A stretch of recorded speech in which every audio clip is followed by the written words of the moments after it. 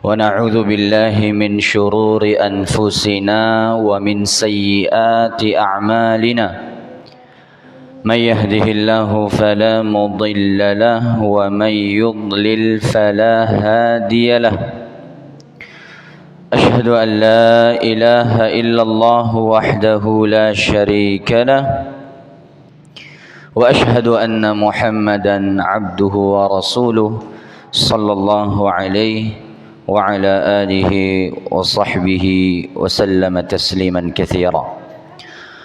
Ma'asyiral ikhwah, jamaah yang dimuliakan oleh Allah tabaraka wa ta'ala. Insyaallah di malam hari ini saya akan mengingatkan sebuah hadis Nabi sallallahu alaihi wasallam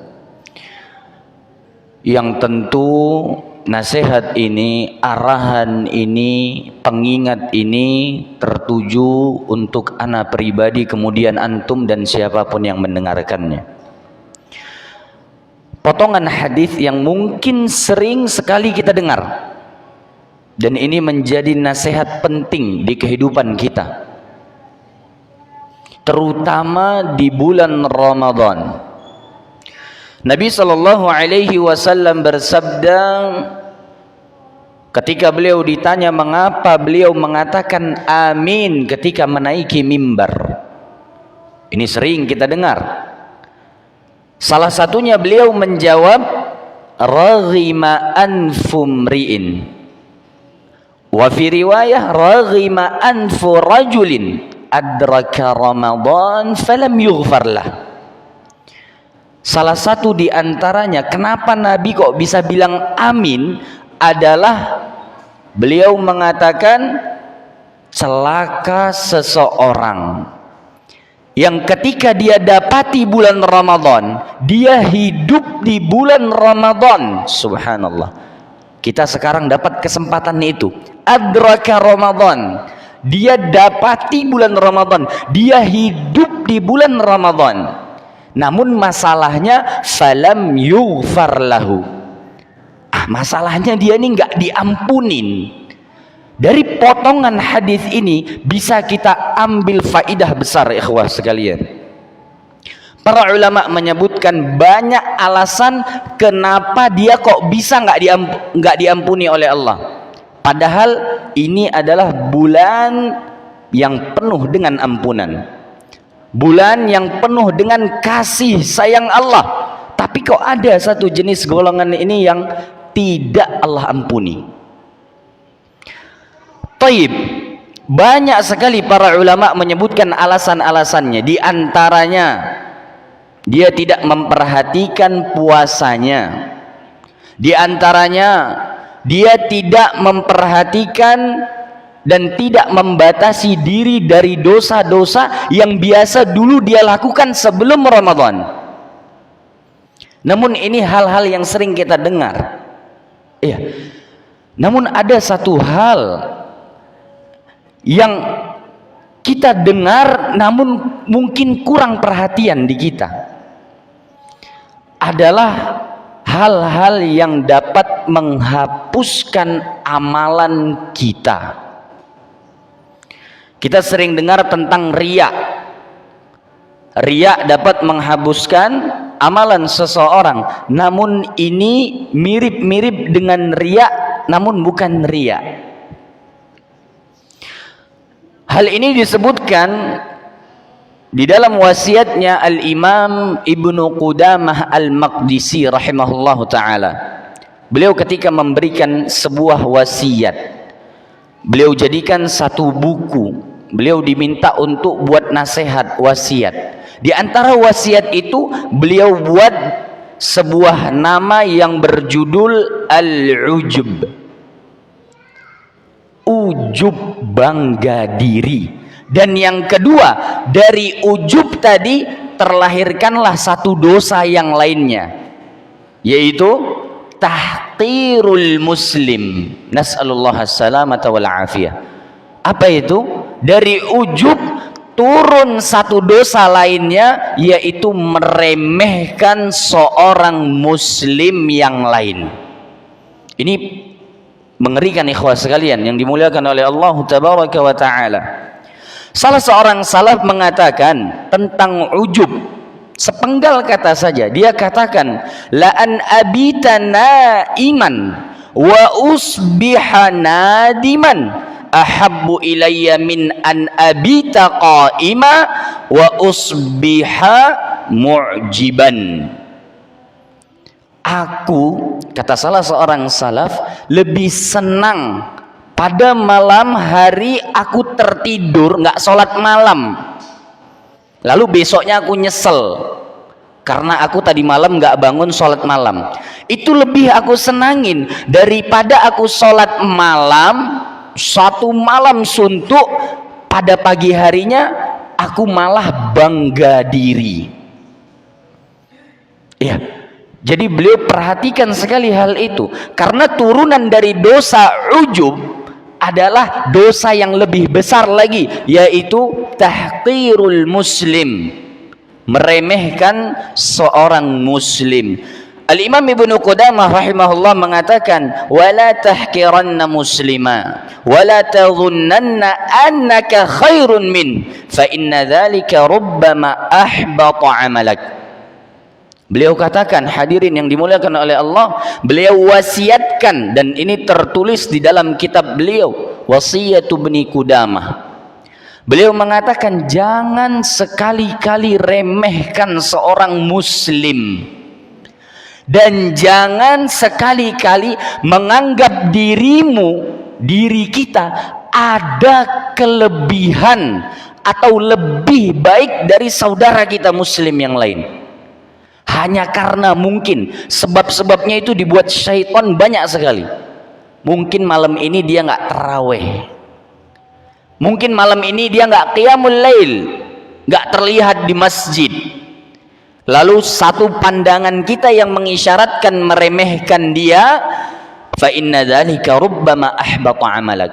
Mungkin dari gestur kita itu muncul di dalam hati peremehan terhadap dia, dan itulah yang banyak sekali menghapuskan amalan-amalan seorang muslim.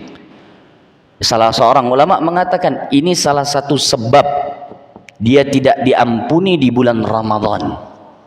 Penuh dengan peremehan kepada seorang muslim, penuh pandangannya, hatinya na'udzubillah ada merasa merendahkan muslim yang lain.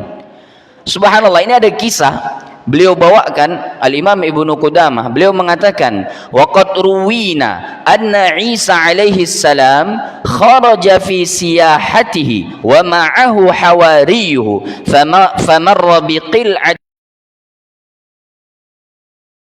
falamma ra'ahum qala li nafsihi hadza Isa nabiyullah wa hadza hawariyuhu wa man anta ya syaqi lisun taqta'u at-tariq wa tukhifu as-sabil wa taqtulu an-nafsa allati harrama Allah. Ada satu kisah yang diriwayatkan dari Nabi kita Isa alaihi salam. Satu ketika beliau keluar bersama hawariyun, orang-orang yang senantiasa mendampingi Nabi Isa alaihi salam, disebut dengan hawariyun. Taib. Ketika mereka berada di perjalanan, ternyata mereka melewati segerombolan manusia.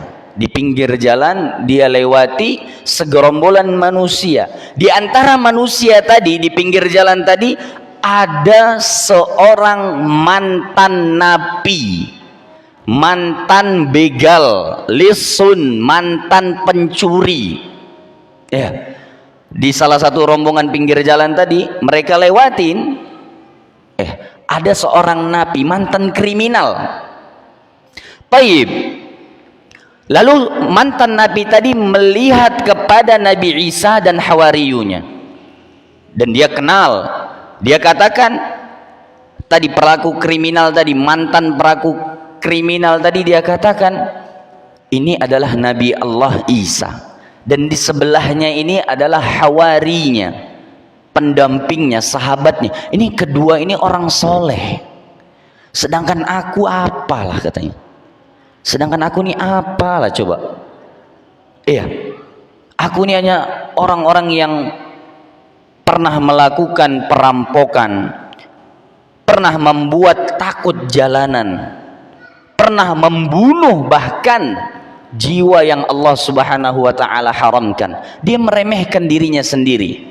Seorang yang sudah bertaubat, dia merasa menyesal akan hal-hal yang telah pernah dia lakukan. Ini sebuah kebaikan. Taib, fanazala ilaihima taiban nadiman. Ketika melihat Nabi Isa dan Hawariyunnya tadi, orang ini tobat memang, tobat benar-benar tobat. Falamma arada an yamshiya ma'ahuma qala li nafsihi ma ana bi ahlin an amshiya ma'ahuma walakin amshi khalfahuma kama yamshil muznibudz zalil. Beliau katakan, dia ingin kali ngikutin Nabi Isa alaihi salam dan sahabatnya tadi. Namun dia merasa di dalam dirinya terus penyesalan. Dia merasa dia nggak pantas kalau barengan. Lalu dia memilih untuk jalan di belakangnya, ngikutin begitu. Karena dia merasa nggak pantas ini. Saya berdampingan dengan orang soleh, jalan barengan, nggak selevel ini saya. Saya jauh lebih rendah dari itu. Itu di dalam hatinya karena penyesalannya. Tapi perhatikan berikut ini. Namun terjadi sesuatu yang sangat-sangat kita butuh hindarkan. Famasya khalfahuma faltafata al-hawariyu fara'ahu yamshi khalfahuma fa'arafahu faqala fi nafsihi man hadzal kalbu hatta yamshiya khalfana. Subhanallah. Ini kalimat yang menghancurkan amalan seorang Hawariyun, seorang sahabat yang mendampingi Nabi Isa alaihi salam. Ada satu kalimat yang terbetik di hatinya, dia nggak ucapkan. Ketika orang yang pelaku kriminal tadi berjalan di belakang mereka, di belakang Nabi Isa dan Hawariyun, salah seorang Hawariyun menoleh ke belakang. Dia lihat siapa yang jalan di belakang ini. Dan ternyata dia kenal, ini mantan napi, ini mantan pelaku kriminal. Tahu apa? Terbetik di dalam hatinya sesuatu yang belum dia ucapkan, namun Allah a'lamu bidzalik. Allah Maha mengetahui. Terbetik di hatinya satu kalimat, dia katakan, anjing siapa ini yang berjalan di belakang kami? Anjing siapa ini yang mengikuti kami? Itu terbetik, dia nggak ucapkan, terbetik di dalam hatinya, dia tidak ucapkan. Lalu apa yang terjadi? Fattala'allahu ta'ala ala ma fi anfusihima. Allah tampakkan kepada di dalam diri keduanya, di dalam diri salah seorang Hawari tadi dan di dalam diri seorang pelaku maksiat. Auhallahu ila Isa alaihi salam an qul lil hawari wal lissi yasta'nifanil amal fa ammal lissu faqad ghafartu lahu bi taubatihi wazdiraihi ala nafsihi wa ammal hawariyu faqad ahbattu amalah bizdiraihi lissat taib. Subhanallah. Allah wahyukan kepada Nabi Isa alaihi salam untuk membandingkan kedua amalan orang ini. Allah suruh Nabi Isa bandingkan amalan kedua orang ini. Satu sahabatnya, satu lagi mantan napi yang direndahkan tadi. Ingat, perkataannya belum keluar, masih di dalam hatinya. Peremehan terhadap seorang muslim berawal dari ujub, bangga diri, merasa hebat. Subhanallah, merasa hebat, banyak ibadah, mulai merasa hebat, mulai lihat orang lain agak rendah. Hati-hati, taubat kepada Allah Subhanahu wa ta'ala. Apa kata Allah Subhanahu wa ta'ala? Adapun mantan napi ini, mantan begal ini, mantan pencuri ini, faqad ghafartu, jalanan banyak sekali dosanya. Memang apa kata Allah? Aku ampuni dosa-dosanya karena dia bertaubat dan karena penyesalan dirinya. Dan aku hapuskan seluruh amalan hawari tadi karena sebab, perhatikan, karena sebab peremehan yang ada di dalam hatinya kepada seorang pencuri yang sudah bertaubat. Ini saya ingatkan ikhwah sekalian yang dimuliakan oleh Allah Subhanahu wa taala, untuk diri ana pribadi. Kita jangan sekali-kali nganggap mau itu keluarga kita, tetangga kita, teman kita, ada nilai peremehan walau sedikit di dalam hati. Taubat, istighfar kepada Allah. Istighfar. Kita nggak mau kita tiba-tiba menyesal. Kok kita lihat di hari kiamat, di padang mahsyar, penyerahan kitab, kita menjadi orang-orang yang menyesal karena melihat amalan-amalan kita kok nggak ada, gitu. Jangan sampai kita menjadi orang yang menyesal. Ini nasihat besar dan menjadi salah satu sebab seseorang tidak diampuni sekalipun dia qiyamul lail, dia tahajud, dia dapat Lailatul Qadar, nggak dianggap amalannya. Na'udzubillah. Iya, na'udzubillah, summa na'udzubillah. Capek, seakan orang-orang yang mereka menanam diawali dengan menggemburkan tanah,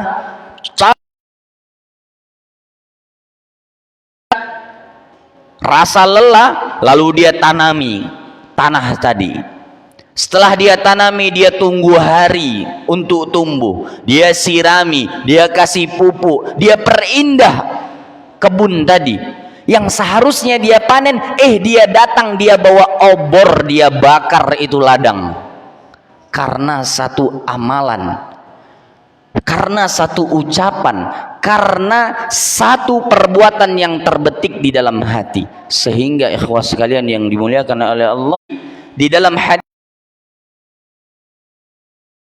ada seseorang yang sepanjang umur hidupnya melakukan amalan-amalan penghuni surga, udah nggak ada lagi yang menghalangi. Ya, tapi ternyata detik-detik sebelum dia meninggal, dia mengamalkan satu amalan penduduk neraka yang menghapuskan seluruh amalan penduduk surganya. Fayadkhuluha, sehingga dia masuk ke dalam neraka jahanam. Kita berada di atas misteri, ikhwah sekalian. Jangan tambah misteri itu menjadi lebih mencekam. Dengan perbuatan-perbuatan kita tadi. Ini perbuatan yang mungkin subhanallah, kadang kita nggak sadar sudah terbetik. Makanya saya nasihatkan untuk diri saya pribadi, jangan terbesit di hati ada mulai peremehan terhadap saudara kita. Sayangi diri kita, jaga amal-amal kita, jerih payah kita. Ini nasihat kehidupan untuk kita sampai kita mati, dan kita memohon kepada Allah Subhanahu wa taala al-istiqamah. Subhanakallahumma wa bihamdika asyhadu an la ilaha illa anta astaghfiruka wa atubu ilaik. Wassalamu alaikum warahmatullahi wabarakatuh.